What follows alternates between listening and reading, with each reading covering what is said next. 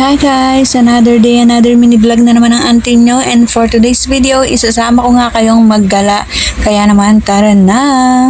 At after nga ng halos 2 oras na biyahe, heto't nasa Divisoria na nga tayo. Pagpasok nga namin ay heto nga yung bumungad sa amin. Napaka-cute nga ng mga stuffed toys na pwedeng pang gift. At ayan, dito naman nga sa kabilang side, mga school supplies para sa ating mga kids.